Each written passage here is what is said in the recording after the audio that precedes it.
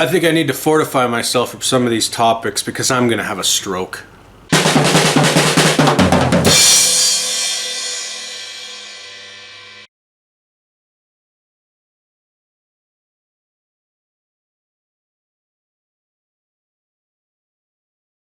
Welcome to the second episode of Fortified with Gord Fortin. I want to thank you for watching this episode. I also want to thank everyone who watched the last one on whatever platform you consumed it. Thank you from the bottom of my heart.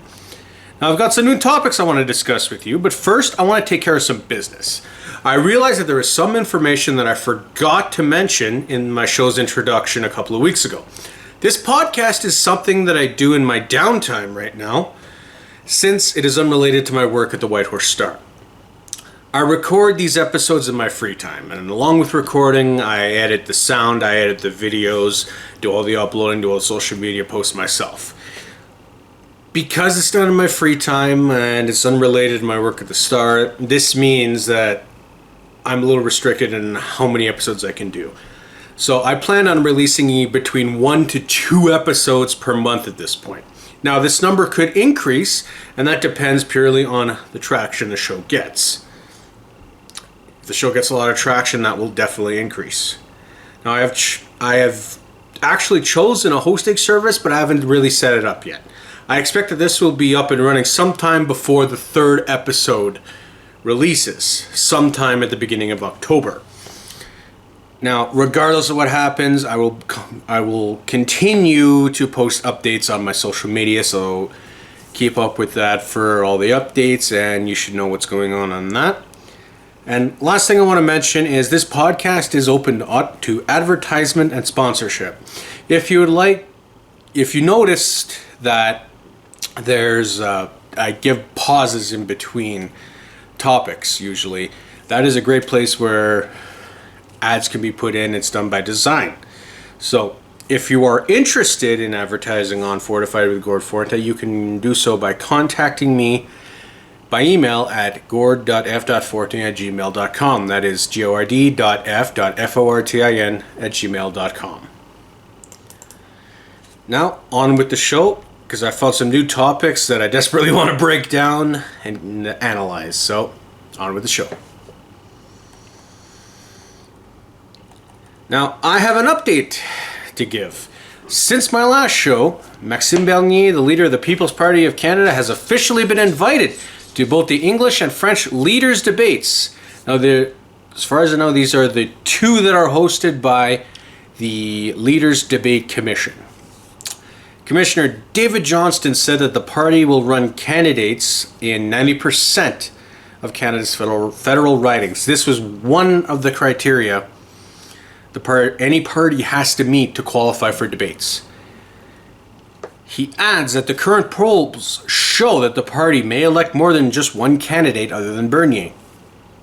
Now, having polls and projections show that you are likely to elect candidates is another criteria you have to meet to get into the debates. Now, this decision has not come without criticism. The new Democratic Party communication director Melanie Richer issued a release on this topic. It reiterates that the party's opposition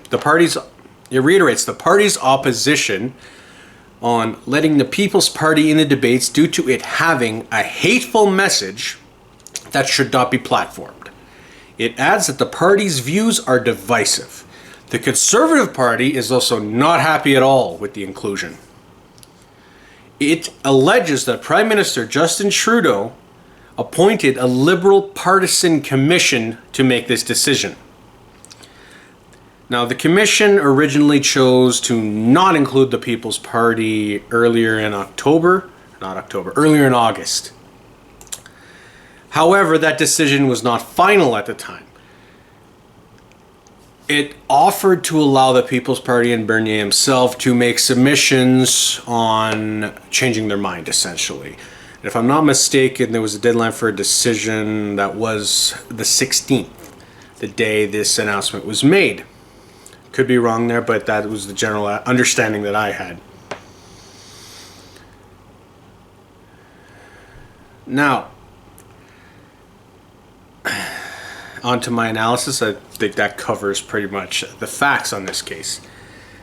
I want to say this is in fact great news. And I'll tell you why. To me, it's great news. To me, this shows that at least at a systemic level in Canada, for now at least, it appears that political censorship may not be the norm. That said, the New Democrats are doubling down on their stance of supporting or applauding political censorship. I can't believe it. Whoever's in charge of the direction or the strategy of this party is pissing everything away that Jack Layton built. Now, the party has every right to feel that the People's Party is hateful, but it has no right to push for censorship. The release given out by Richer should have said something along the lines of, "We disagree with the People's Party's message, but our leader Jagmeet Singh looks forward to debating Bernier and dismantling his policies." I think that would have been a very fair thing to do. That would have at least won them some respect, at least with me. However, the reaction they gave with the reasons just makes them look like moralists trying to control what the public hears because they are scared of what Bernier has to say. This, to me, cements the fact that the NDP, or the New Democrats, cannot be trusted in power. So now I want to move on to how the Conservatives reacted. I'm not surprised that the Conservatives don't want competition on the right. As far as I'm concerned, I've seen it many times in Alberta when there was the Wild Rose Party against the Progressive Conservative Party on the right in that province. The right doesn't like competing with itself. The right in Canada would rather have one option to rally behind rather than have several on their side of the political spectrum. So I find the seeds are already being set for the Conservatives to blame vote splitting in the event that they lose this election. Now, to me, vote splitting is not an excuse at all.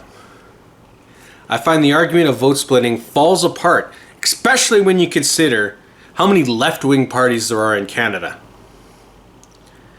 The Liberals, who are on the left, can still seem to win majority governments, even though there are several left-wing parties. How come vote splitting is so devastating on the right, but next to irrelevant when it comes to the left? I don't know. All in all, I find vote splitting is essentially the loser's excuse to avoid having to admit that whoever lost essentially lost because they could not appeal to enough voters to win. Now, personally, I think the Conservatives' response about the Liberal Partisan Commission makes absolutely no sense. If the Liberals were really stacking the deck, would they really want the People's Party in the race? I think they would have pushed that the People's Party would be excluded for exactly the same reasons as the New Democrats. I say this because the Liberals are overdosing on social justice just as much as the New Democrats are. I don't know what Andrew Scheer's team is smoking to make such a profoundly stupid statement. Sure, the Liberals could have used partisanship to make sure the right-wing vote is divided. That is definitely, it's a possibility, and it's a lot smarter than the conspiracy angle that I feel is being pushed. But still, would the Liberals really vote? Would the Liberals really go against their principles? Well, looking at how they've conducted themselves in the SNC-Lavalin scandal, they would. So, regardless, I still feel like this argument given by the Conservatives is really dumb. But at the end of the day, I think we should rejoice because regardless, against all odds, the Commission I feel made the right choice.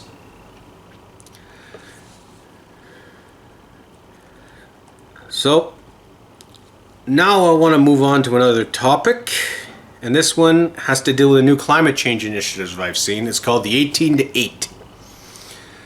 Now I wanted to cover this after I saw a video pop up in my social media. The premise of this initiative is to lower the voting age from age 18 to age 8. That's where the name comes from. It's being pushed by David Suzuki and his foundation. Suzuki also appeared in the video I saw. The idea is that adults are not taking climate change seriously enough, but the children and teenagers would, as they would be the ones facing the brunt and the consequences of inaction on this issue. Thus, the voting age should be lowered, the proponents argue, so candidates with environmental policies can be elected and the issue would be addressed by lawmakers, since lowering the voting age to 8 would force this policy to end up on the ballot, essentially. Those arguing for this change point out that in 12 years, the damage caused by climate change will be so severe that it can't be reversed. All right, those are the facts on this one. So now we can get the analysis started. Now, I know based on my diet, my weight, and overall health in general, I'm probably due for a heart attack or stroke at some point. And the sheer stupidity of this story might just be enough to cause it. Where the hell do I start with this one? This initiative is so bloody insane to me that I have no idea where to begin trying to start breaking it down. When the video popped up on my Facebook feed, I watched it, I was curious, but it made my head hurt. I could not believe what I was watching. I could not understand how people that expect to be taken seriously expect anyone to not treat this like a joke. I feel I have to give several disclaimers before I move forward, just so we're clear. I believe climate change is real. I feel denying it is ridiculous. Or saying that it's fake or a hoax or whatever, I think it's ridiculous. Now, I think we could have a realistic debate on what has caused climate change. Is it man-made or made by the activity of humans? Or is this just essentially Earth's natural cycles? Earth going through its natural cycles, essentially. But realistically, we still have to have an environment to live and thrive in. But you know what else is ridiculous? Climate alarmism. And there's a lot of that now. Now, you can be concerned about the environment. There's nothing wrong with that. But when the rhetoric behind the issue goes to essentially apocalyptic levels, that's where you cross the line. You've become the boy essentially who cried wolf. You end up sounding like everybody that pointed to the Mayan calendar predicting the end of the world, or Y2K with all the computers that were going to crash because the computers wouldn't know how to read the 99 going to 00. You will make the topic itself is just flustering me, but you make the skeptic in me, when you talk about this 12-year thing, you make the skeptic in me want to make sure nothing is done on this issue so that in 12 years we could show you were wrong. But we're going to come back to the whole boy who cried wolf analogy a little later. So first I want to address the main idea. Should we actually give kids as young as 8 the right to vote? Even in just addressing this, I barely know where to start. The short answer is no. Hell no. Never. I won't even consider it. The long answer, of course, is a lot more complicated. The biggest concern for me is, will 8-year-olds even understand what they're voting for? We have adults, whether young, middle-aged, or old, that have no idea how our system works or what candidates' policies would actually do to our country. Even adults with the best experience necessary to manage the issues our society faces are not able to resolve problems. You already cannot seem to properly balance the environmental needs against economic needs. How do you expect children to do any better? Easy. They won't. Did you even read Lord of the Flies in high school? I did. I went to a French school and I even read that in class. This is what happens when kids are in charge. Read it and you'll understand exactly what I mean. Young children are not going to be able to understand the complex workings of our economy. Adults barely understand it. Sure, there would be some kind of action taken on climate change, but what are we supposed to do? Get rid of all fossil fuels? It's not that easy. When I see these kids with signs that say things like fossil fuels are for dinosaurs, I truly question if they understand what they are saying. Now, we do have alternative energies. Natural gas is definitely one of them, but I doubt environmentalists would even accept switching over to natural gas. I imagine they would push more for renewable energies. That's great and all, but there are issues. You could put up all the solar panels, all the windmills, all the water wheels you want, but you still need to store that energy somewhere. Do we have enough storage capacity to do a completely overhaul the power grid? Do we have the capacity? Do we have ways to make sure we have the capacity, essentially the battery space, for lack of a better term, to store all this energy that's generated by solar, wind? Would an 8-year-old even know that? I bet there are adults that didn't even know you had to worry about where you're storing the power that's generated. But on top of that, the way the lithium of the batteries you need, the way the lithium is mined, it's not mined in the most environmentally friendly ways. Do kids even understand that? I doubt adults do.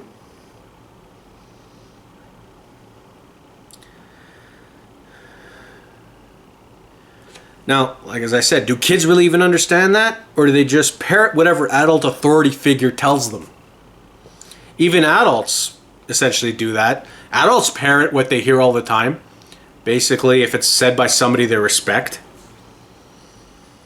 Kids would be no different. We can't just manifest new technology out of the void.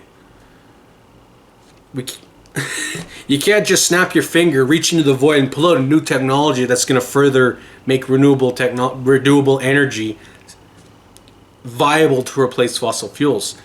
We need to work with the technology we have currently and continue to work or improve on existing new technologies. There needs to be a tax incentive for entrepreneurs to effectively develop new clean energy technologies that will eventually replace fossil fuels. Until then, guess what? You need fossil fuels. Period. This is why adults vote. In theory, adults are better equipped to understand the world we live in and the consequences of government policies. Again, I stress, in theory. We all could point out some adults that have no idea what they're talking about, that essentially just look at party names when they go vote on the ballot when they go vote. And that's all they do to make a decision. So again, stress the in theory. Now, in my experience, kids will be heavily influenced by their parents or any adult authority figure that they respect, teachers, what have you. I can give you an example of this. As a kid, I remember being set straight by my parents when I heard something kind of weird at school. This is unrelated to the environment, but I thought it was a kind of funny story to share. We had a presentation one day by some cultural figure that was in the community of my hometown. Now, he made a joke about magically making school disappear so we wouldn't have to go to school anymore. And he said the best day to do it would be on one of those days where teachers would have to be at school, but kids don't. Forgive me, I don't know what the term is in English. In French, it's un journée pédagogique. If you're bilingual, hopefully you'll understand what that meant. But the idea is teachers are there, students aren't. and it's usually on a weekday. Now, I thought that was funny. I came home, I told my parents. My mom's a teacher. So I remember both my parents kind of snapped at me saying, effectively saying, he made a joke about making a school disappear while your mother was in it so you wouldn't have a mother. Now, I understand that looking at it that way, that was kind of a messed up thing to say. Even though with my dark humor, I still kind of find it funny. But if somebody's going to do that on an Oculus joke like that, what do you think is going to happen on a major issue like the environment? I can give you another anecdotal story. While I was in Alberta at the Edson Leader, I remember going to a school concert where the students performed some kind of play where they were all trees, and the villains of this story were loggers. Most of those children, guess where their dads probably worked? As loggers. So I can only imagine what happened when those kids went home and tried to explain the play they were going in. Now, I'm sure everybody had good humor. The play was actually pretty funny. These are just two examples where I'm sure if these were presented seriously, parents would definitely set their kids straight. Which shows whoever is pushing this 18 to 8 idea hasn't thought it through. This initiative honestly has me worried about what kids are being taught in school. It has me worried that maybe it has given me a stroke. But this is making me question, are kids being fed propaganda in schools now? Children need to be taught to think critically. This has me worried seriously that is propaganda being taught in school rather than math, science, language, and other useful subjects. It makes me feel like the environmental lobby is trying to target kids because it feels it could better convince kids of the environment essentially being in an apocalyptic disaster in 12 years better than adults. I don't like thinking in such a conspiratorial fashion, but I'm honestly worried. I support public schools and still will. But I would be lying if I didn't have concerns in the curriculum. I've seen too many of these climate strikes already where kids take essentially a day off school to go protest somewhere about the environment. Usually it's in front of some kind of government office. This makes me question, is this a student-led initiative or is it teacher-led? If the students are leading it, then so be it. I disagree with what the kids are doing, but I will defend their freedom of speech. But if it's not student-led and it's teacher-led, that is completely different. Now we have a problem. Now I have to ask, is the education system trying to indoctrinate kids? That's a line that's crossed.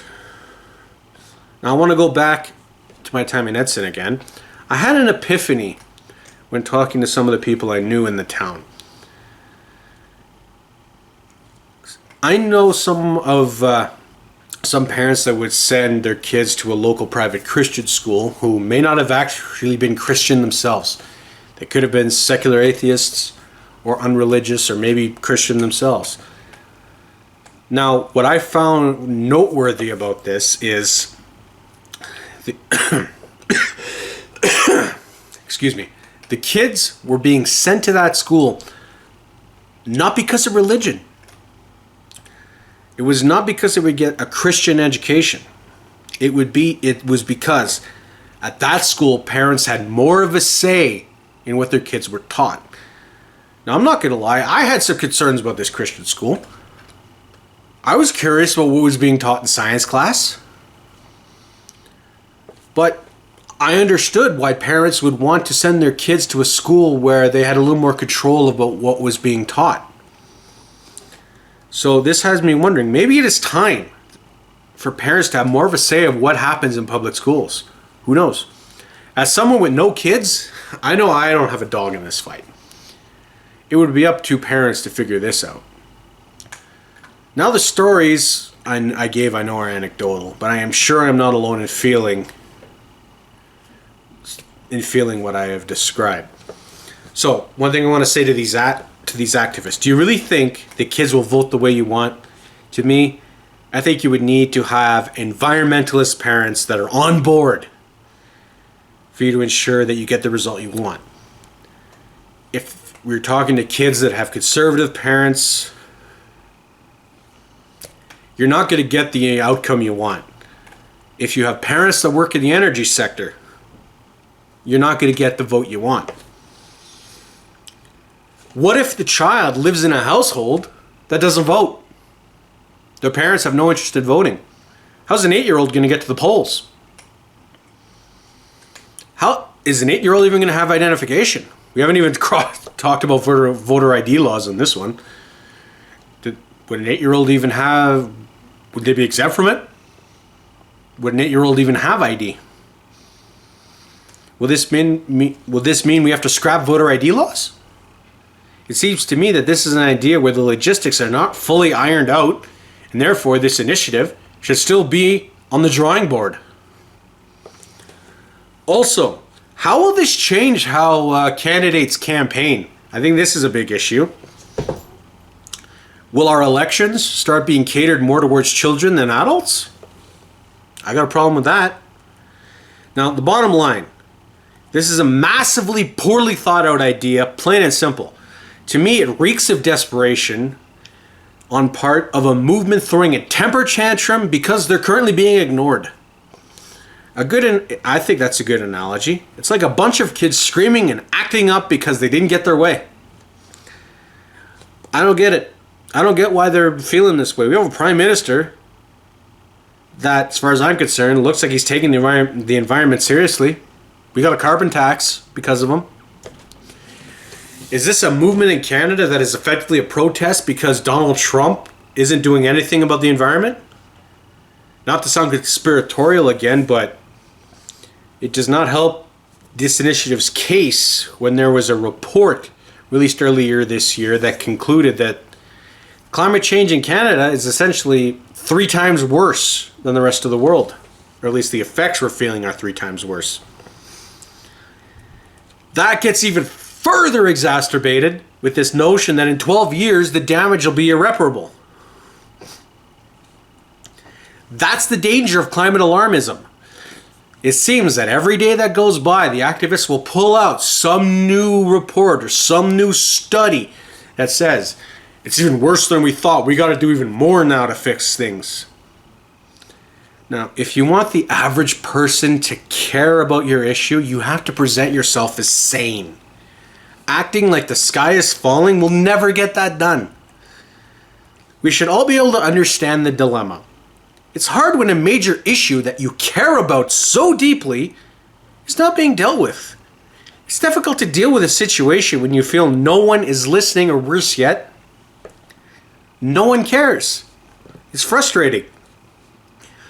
You may get desperate for attention, but regardless, you need to stay reasonable. You need to be reasonable in this political climate. We have both the left and the right of the political spectrum immediately dismissing each other's ideas just because of the side that it came out of. The environment is one of the biggest political issues that it's pushing that the right dismisses. When you start to talk like an end times prophet, you only make the problem worse for yourself. If the 12-year thing is really true, you need to make sure you present your arguments, well, like a sane person. You need to demonstrate that you want to gauge the other side to look for solutions. If you don't, you will continue to spin your tires and get nothing done. The left needs to realize that there is nothing wrong with having some skepticism regarding climate change. To many, the phenomena can be explained by the Earth's natural cycles.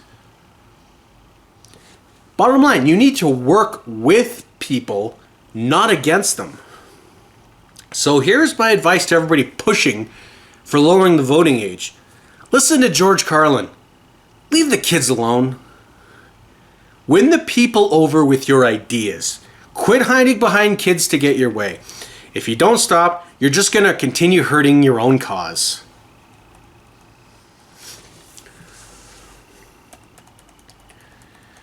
All right. So now we're going to move on to my next topic, which is the billboards of the People's Party of Canada. On October 25th, billboards featuring Maxime Bernier, the leader of the People's Party of Canada, popped up all over the country. The poster in Halifax was the one that caught all the attention in this story. It featured Bernier's picture and a message quoted, "Say no to mass immigration." The poster also indicated to vote for the party. Bernier said these posters were set up by a third party, that is not him or his party. He clarified that the People's Party is against mass immigration. He said he wants to scale back the rate of immigration. He said Canada currently accepts 350,000 immigrants per year. He felt that was too high, and this is what mass immigration means to him. The owner of the billboards, Pattison Outdoor Advertising, got complaints and petitions to remove the ads. The petitions claim that the ads violate the company's code of conduct. Pattison referred the complaints to the advertising firm True North Strong and Free Advertising Corp. The company added that the ads on the billboards did not violate the Ad Standards of Canada Code or its own policies. Later, Pattison maintained its position, but stated the ads would be removed regardless. The company explained that it did not want to offend anyone. Since then, I have seen many memes on social media regarding this ad, which is essentially, and they essentially say no to, insert whatever you want here, or say yes to, whatever you want to say, whatever random thing you can think of. Some are funny, some are not. So, those are the facts on this story, so let's dive right into and try to navigate the minefield of this one. Oh boy, it's going to be rough. Now, I'd be lying if I didn't say I have some worries about the People's Party. I like its stance against censorship and political correctness. But that does not mean there isn't anything worrisome about the party. Now, it's simple. I think there is a realistic message behind the People's Party that could draw mainstream support. The problem, I think, is that the party is heading towards too much controversy. That it's essentially seeking too much controversy. And these actions are going to scare the average person away because they're not going to want no part of Bernier or the People's Party. They're going to think, whoa, not touching that with a 10-foot pole. Just because of the way people are reacting. It's already happening. I've seen the party described as racist or hateful without much pushback. Party leader Maxime Bernier is outspoken. He gives his opinions and does not care what you think about it. That's admirable. I follow his Twitter. I see posts I agree with and others that I don't. There are times that I wonder if he is just chasing controversy though. Is he just saying things to get attention in a hope that the People's Party profile will rise? Or is he just speaking from a deeply held conviction? It's frustrating because of the things I agree with him on. He is right to criticize the climate alarmism in politics today. He's right to call out the left for hiding behind children on the climate change issue. He is right on standing up against those who want to censor free speech. These are important issues that I don't hear the Conservative Party, the Liberal Party, the New Democratic Party, the Green Party, or the Bloc Québécois raising. The People's Party is the only one that I see raising these issues. That's why I say there is a message there that everyone in this country should understand is attractive. Freedom of speech should be respected regardless of who it offends. That's why we have freedom of speech. Now, as for the posters, I find it maddening how it is being framed by the media. This might give me the stroke or the heart attack, maybe both. The poster said, say no to mass immigration. It did not say no to immigration. Whether you like it or not, the word mass in that sentence makes a difference. Mass immigration is not the same as immigration. The poster did I apologize. The poster did not advocate for no immigration at all. It said no to mass immigration. This is not an overly anti-immigration message. Now, I suppose it could be an anti-immigration message if we've changed the definition of words and nobody's told me. Well, the left has done that, so you never know. But like it or not, it realistically is still a pro-immigration message because it's not advocating for having no immigration at all. I think a much more charitable and realistic interpretation of the message by whoever third party put it up is immigration needs to be kept at a sustainable level. We need to let people in Canada in waves that our current infrastructure that already is built can support. We can't let people in at a rate that our infrastructure cannot keep up with the demand or the stresses that it puts on. We only have a finite number of dwellings available for people to live. There are a finite number of schools. There is only so many jobs we can offer people. The number of immigrants we accept need to reflect these numbers. We could build more housing, we could build more schools, but the government can't create jobs themselves. They can create the economic opportunities or the economic circumstances that allows for job creation in the free market, but it can't create the jobs itself. We can't bring in so many people into our country that our schools can't handle the demand and people can't find an affordable place to live or people just can't find work. There is nothing inherently wrong with wanting a strong border. There is nothing wrong with wanting to review the immigration rate. There is nothing inherently wrong with wanting immigration to be at a sustainable level. If you look at Canadian demographics, we need immigration. To deny that would be lunacy. We need immigration so our population can grow. To deny this would be delusional. This should be common sense. We can debate what the set number of, or what the set rate of immigration would be sustainable, and debate how many people we should be letting in every year. That's perfectly fine to debate. I honestly don't know what that number should be, but to pretend like Bernier is effectively saying close down the borders and don't let anybody in is a blatant lie. This is why fake news is something that's constantly thrown at the media. It's embarrassing. This patently dishonest framing from the media is destroying our credibility.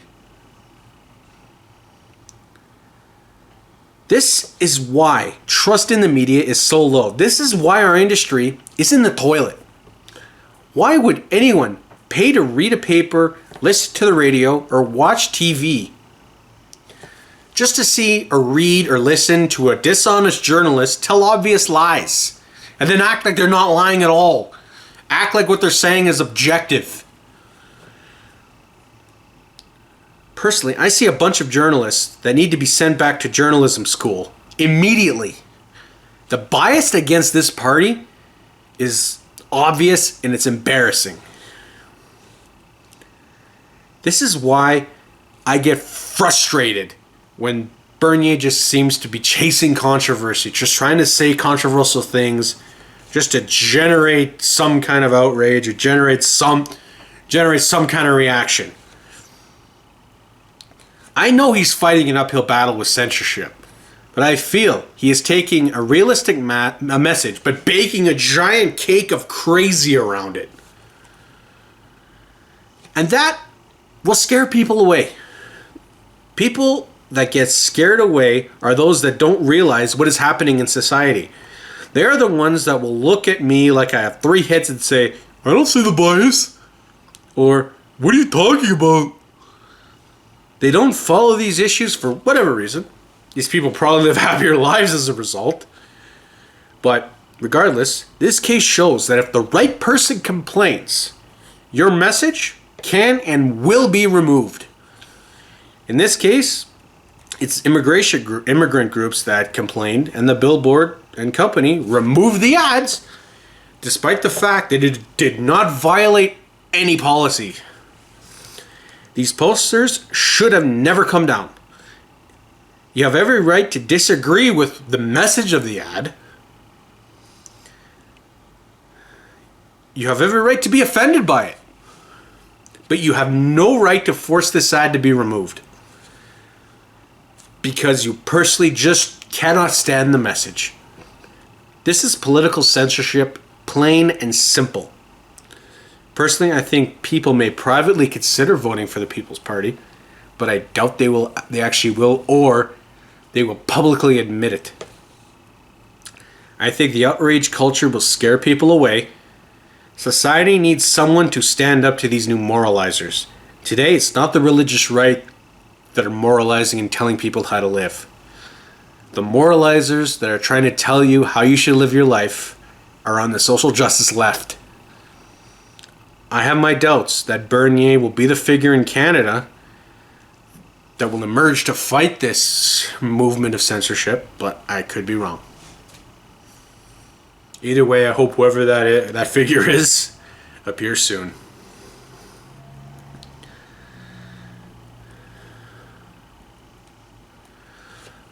All right, I'm going to move on now to the last topic of today's show.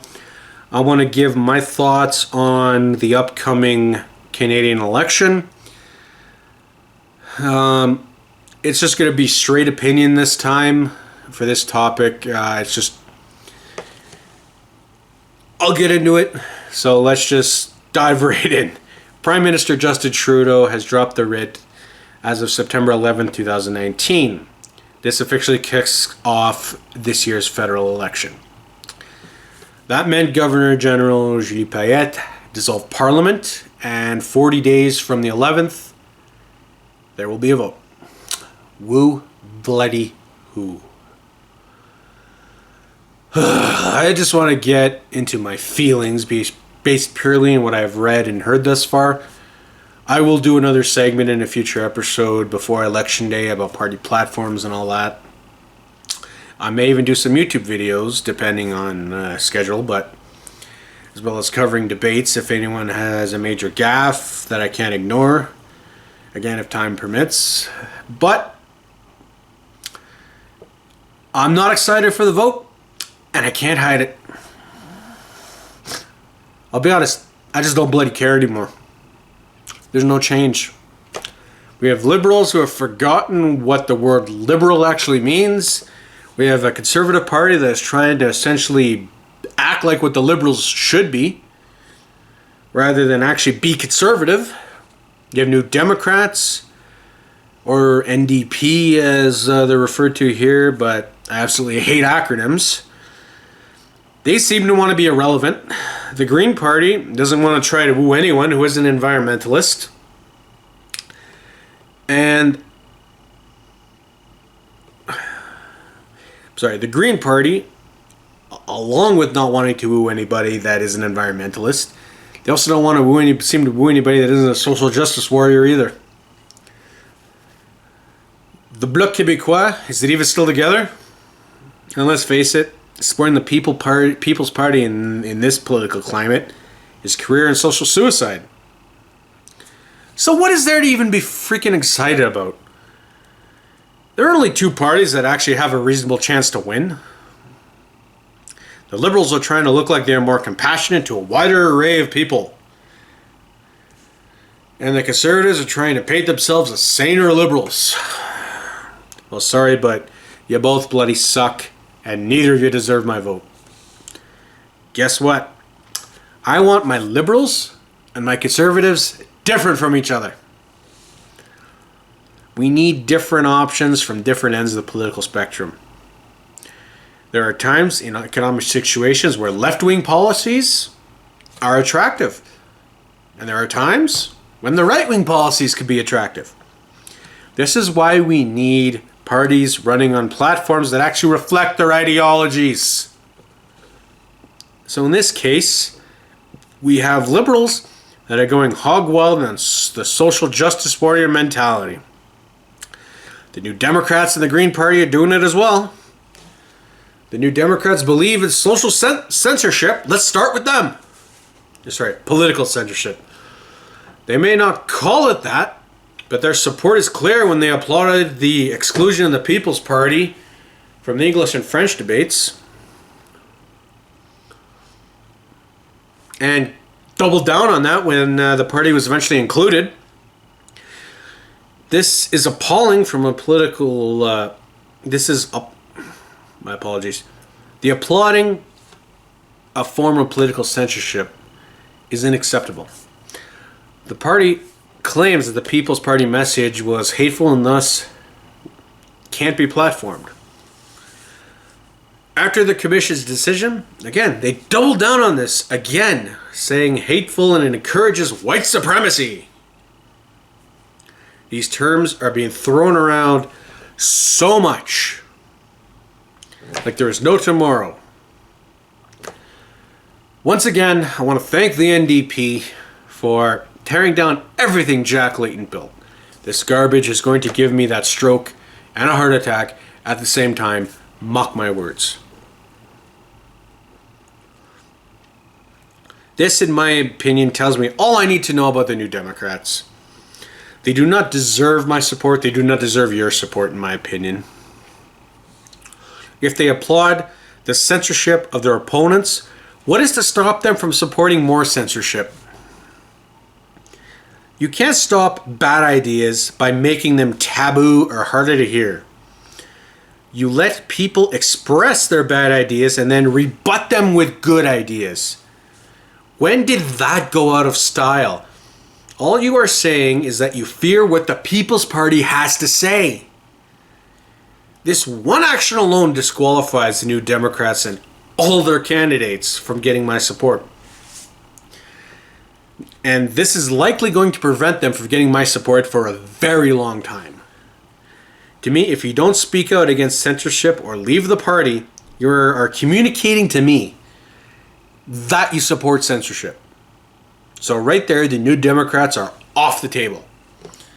Now, the New Democrat leader, Jagmeet Singh, spent most of his term as leader without a seat in Parliament. If I'm not mistaken, I believe he now has one that he got in a by-election in BC.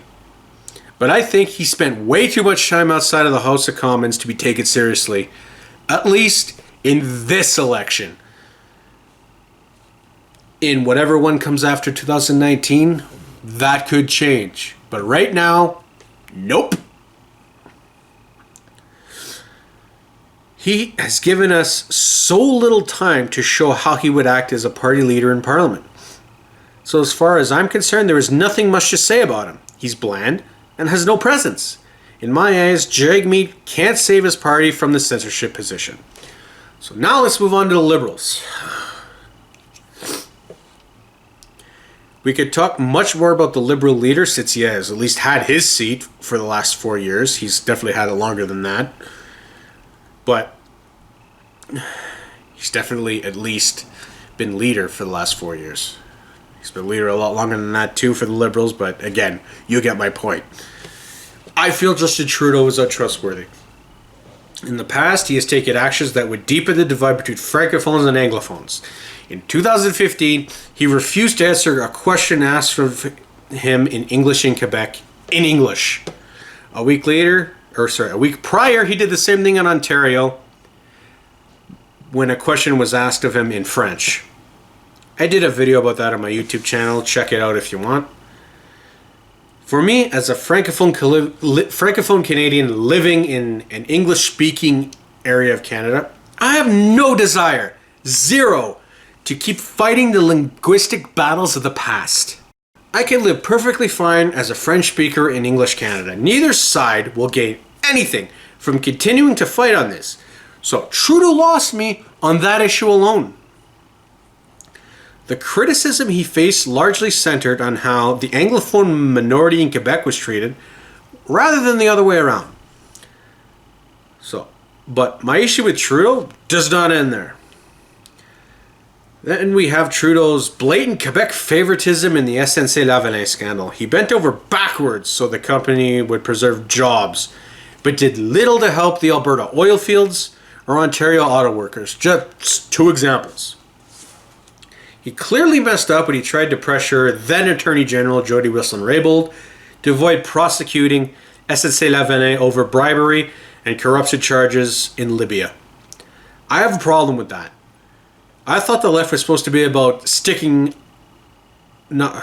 thought the left was supposed to not be about sticking up for corporations and sticking up for people.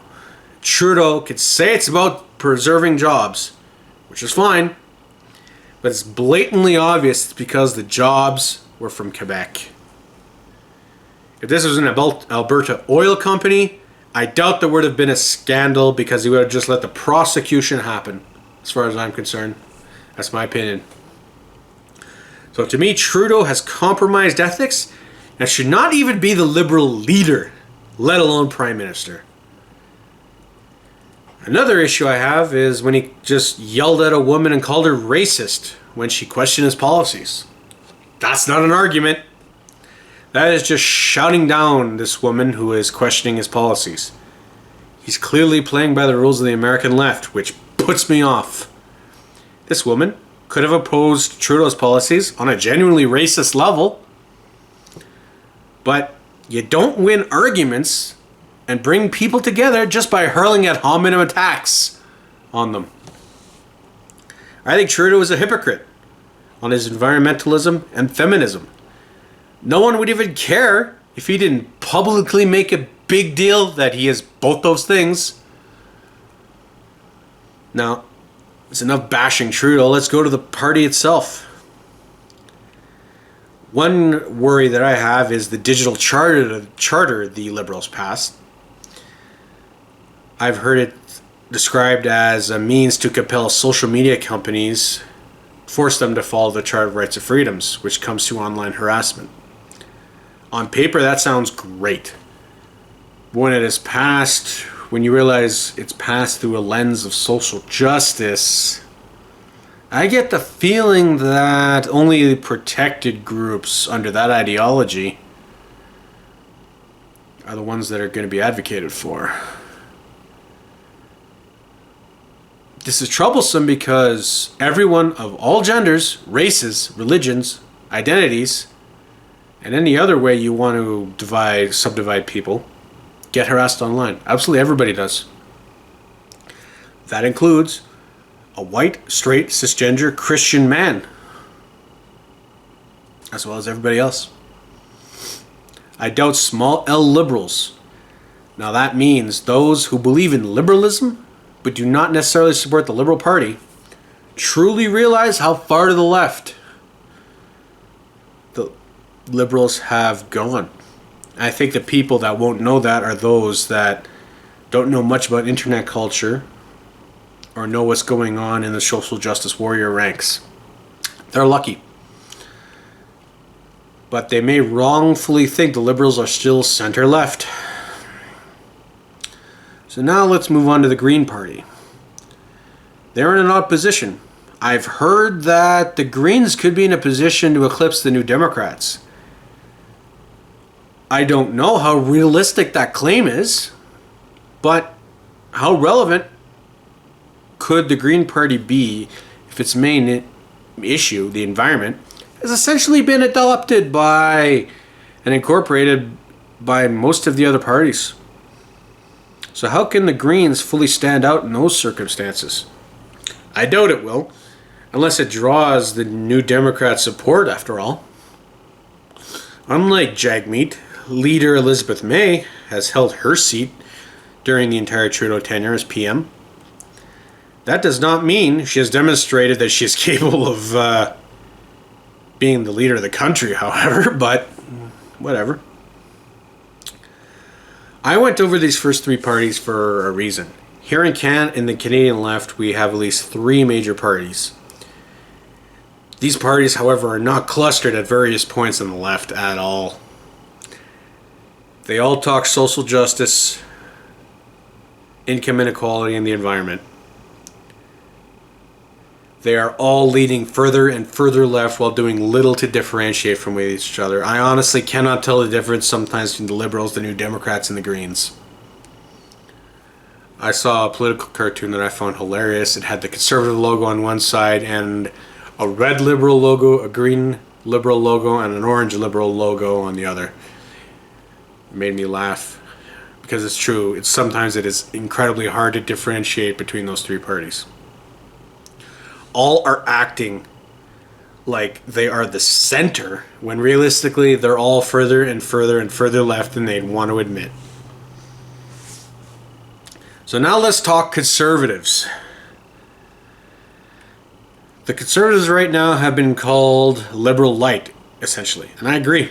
I feel they're playing by the old rules. Leader Andrew Scheer is not seeking out alternative media. He's sticking with establishment media. I think he is risking losing out on a crowd that wants an alternative from the left-wing three-party bloc. The Conservatives developed a climate plan. I think it is clear they are trying to court voters from the center and the left, essentially center-left people. I don't want to fault them for that or coming up with a climate plan.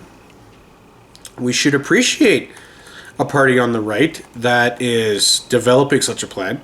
Now, we could debate how effective Scheer's plan would be,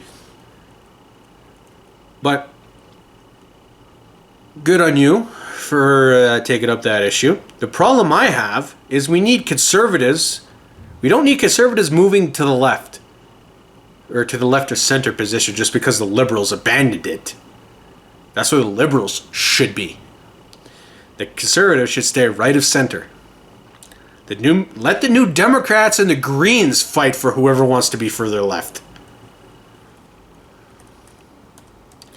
This is why it concerns me. Center-left voters, which is what I consider myself, may go conservative, but the further left voters won't. So I doubt the right-wing voters will abandon the Conservatives. But if the party goes too far to the left, will the base just stay home? If the Conservatives lose their base, Trudeau could get easily another term. But not because he earned it, but because the opposition blew it. And Trudeau won't see it that way. He'll think he earned it. He'll think he won and dealt a knockout blow to the opposition. This is why I want my Conservatives conservative and my Liberals liberal. Conservatives are now entering conspiracy theory territory with the People's Party being led into the debate. It's like it is afraid now that it has to have competition from the right. I don't like that. As you've heard in previous segments. But now, let's talk about People's Party. I think this is a misunderstood party. It is not a racist or hateful party. Wanting to put Canada first or being a Canadian nationalist are not inherently bad things. That, for it to be bad, it would depend on how the party pursues these policies. There is nothing inherently wrong with wanting more control on immigration. If the party said there would be no immigration, then that would be a problem. Canada needs immigration to grow its population. But the party is not anti-immigration. There's nothing inherently wrong with arguing that all the foreign aid Trudeau sends abroad would have better been spent in Canada helping Canadians. Sure, if you withdraw aid because you are actually racist, as in you think your race is superior to those that would be getting the aid, then that is terrible. But race should not preclude somebody from getting help. This is why I don't think the People's Party is racist. I don't think that is why they're complaining about all the foreign aid. I also don't buy into the new social justice warrior definition of racism. It is not prejudice plus power. I'll stick with the dictionary definition that we've all been using for a long time now. The problem is the outrage mobs don't like the People's Party. They can harass people online and slander people. They can get your speech censored. They will make it hard for the average person to step up and publicly support the party. I predict that you will see people sharing photos of these parties' election signs in people's yards with disparaging comments. Now, the Bloc doesn't even run a candidate in my riding, so I can't even vote for them. So forget that party completely. Now here's an interesting point someone brought up with me. Realistically, besides the verbal rhetoric, there's very little difference between prime ministers in power. This person told me that it is the people that get special interest funding, essentially, that notice the difference. I would probably add that people that work in industries that are not supported by the current regime would feel it too.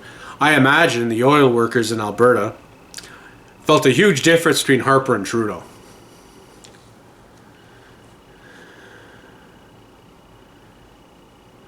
But nonetheless, I would agree with the statement that this individual referenced. I have noticed very little difference between our recent prime ministers. I've noticed that I get barely any tax release, provided that unless I move for employment to another city or I live somewhere where I get the Northern Living Allowance. Other than that, I feel no one is trying to help me save money since I don't have young kids. I've also noticed that the anti-government rhetoric in general does not change much based on who's in power. It's almost as if the slogans stay the same, but there's just a little tweak. Kind of like when Stephen Harper was Prime Minister, it'd be Harper sucks, or since he was conservative, vote anything but conservative. And now it becomes Trudeau sucks, or vote anything but liberal. So the substance does not change, just the name of the person, or the name of the party under the attacks. But I think this wraps up how I feel going into this election, the lack of enthusiasm I have, just the exasperation I feel. And I doubt the traditional mainstream media will report any of this. It'll just go on like nothing's wrong, and it's too bad.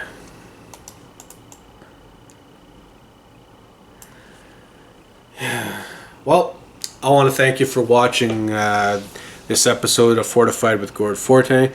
Again, thank you for watching either the video on YouTube BitChute, or if you're listening to the audio version.